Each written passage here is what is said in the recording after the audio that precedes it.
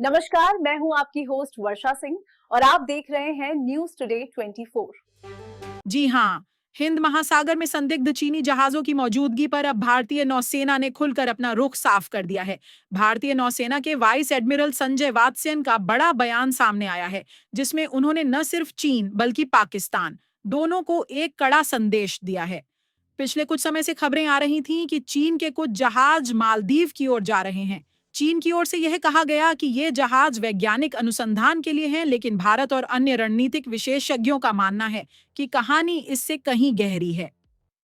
जानकारों के मुताबिक ये चीनी जहाज केवल रिसर्च नहीं बल्कि समुद्र की गहराई, पानी की धाराओं की दिशा, समुद्री नक्शा और पानी की खारापन सैलिनिटी जैसी बेहद संवेदनशील जानकारियां वो जुटा रहे हैं।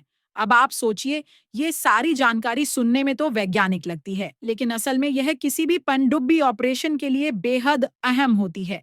युद्ध की स्थिति में यही डेटा यह तय करता है कि दुश्मन की पनडुब्बियां कहां जा सकती हैं और कौन से इलाके सुरक्षित हैं। यानी सीधे शब्दों में कहें तो चीन रिसर्च के नाम पर समुद्री जासूसी मैरिटाइम सर्वेलेंस कर रहा है और भारत ने अब इस पर अपनी स्पष्ट प्रतिक्रिया दी है। वाइस एडमिरल संजय वात्स्यन ने कहा कि भारतीय नौसेना हिंद महासागर क्षेत्र में आने वाले हर चीनी जहाज पर नजर रख रही है, चाहे वो नौसैनिक जहाज हो या कोई रिसर्च बेस्ड। भारत को उनकी हर गतिविधि की जानकारी है, वे कब आते हैं, कहाँ रुकते हैं, क्या करते हैं और कब लौटते हैं।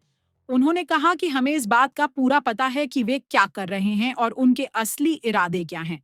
साथ ही उन्होंने यह भी कहा कि चुनौतियां जरूर हैं, लेकिन हिंद महासागर दुनिया के लिए सामान और तेल के ट्रांजिट का मुख्य मार्ग है और यह स्थिति कभी नहीं बदलेगी। भारत की नौसेना पूरी तरह तैयार है कि कोई भी देश इस क्षेत्र में अपनी मनमानी न कर सके। वाइस एडमिरल वात्स्यन ने प्रेस कॉन्फ्रेंस में यह भी कहा कि हिंद महासागर क्षेत्र में बाहरी शक्तियों की मौजूदगी नई बात नहीं है, यह पहले भी थी और अब और बढ़ रही है। लेकिन भारत की नौसेना हर हाल में अपने हितों की रक्षा के लिए पूरी तरह प्रतिबद्ध है। उन्होंने देशवासियों से कहा कि वे निश्चिंत रहें, भारतीय नौसेना हर जहाज, हर गतिविधि और हर संभावित खतरे पर चौकन्नी नजर रखे हुए हैं। जब उनसे पाकिस्तान से जुड़े सवाल पूछे गए तो उन्होंने बेझिझक कहा, भारत किसी भी आकस्मिक स्थिति से निपटने के लिए तैयार है। उन्होंने बताया कि नौसेना का ऑपरेशन सिंदूर लगातार जारी है। हम सिंदूर की तैयारी में हैं। हम सिंदूर जो चल रहा है उसके लिए हम रेडी हैं, डिप्लॉयड हैं और जहां तक कि बाकी जो हमने अपने प्लान्स किए हैं हम उनके साथ भी चलते रहेंगे। तो that is a very simple message that we are looking. यह एक लाइव और लगातार चलने वाला ऑपरेशन है जो गल्फ ऑफ एडन से लेकर ओस्टो स्टेट ऑफ मलक्का तक फैला हुआ है। इस वक्त भारत के लगभग 40 युद्धपोत हिंद महासागर में तैनात हैं और आने वाले महीनों में इनकी संख्या और बढ़ाई जाएगी। भारत अब केवल समुद्री उपस्थिति नहीं दिखा रहा बल्कि इस क्षेत्र में अपनी पकड़ मजबूत कर रहा है। हर जहाज की तैनाती यह संदेश देती है कि हिंद महासागर किसी भी तरह की शरारत के लिए खुला नहीं है। पाकिस्तान और चीन दोनों को यह समझ लेना चाहिए कि भारत की सुरक्षा को कोई हल्के में नहीं ले सकता। अब बात करते हैं कि आखिर चीन का मकसद क्या है।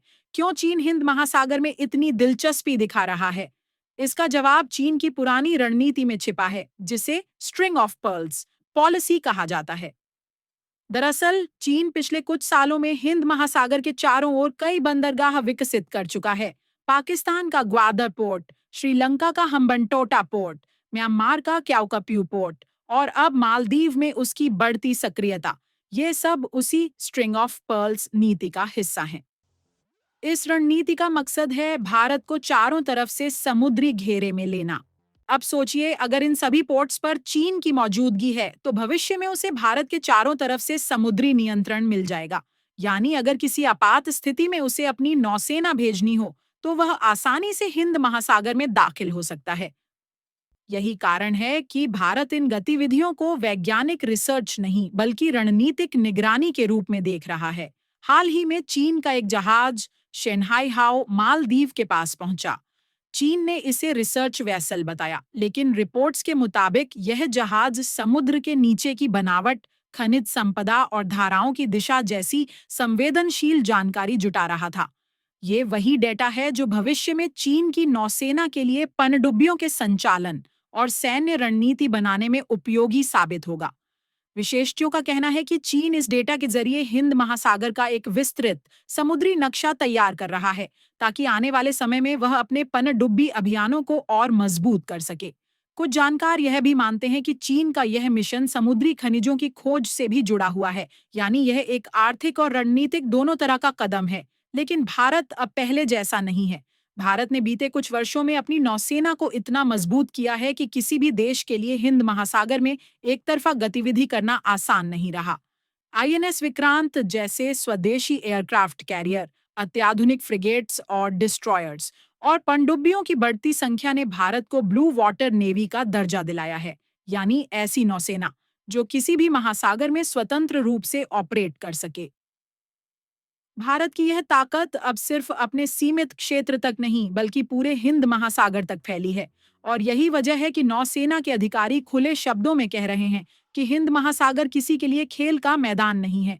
यह क्षेत्र भारत के प्रभाव में है और रहेगा।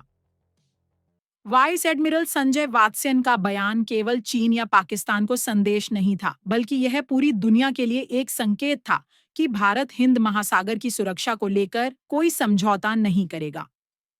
एक तरफ चीन है जो हर क्षेत्र में अपने प्रभाव को बढ़ाना चाहता है, और दूसरी तरफ भारत है जो संतुलन और स्थिरता बनाए रखना चाहता है। भारत की नौसेना ने देशवासियों से यह भरोसा भी जताया है कि किसी को डरने की जरूरत नहीं है।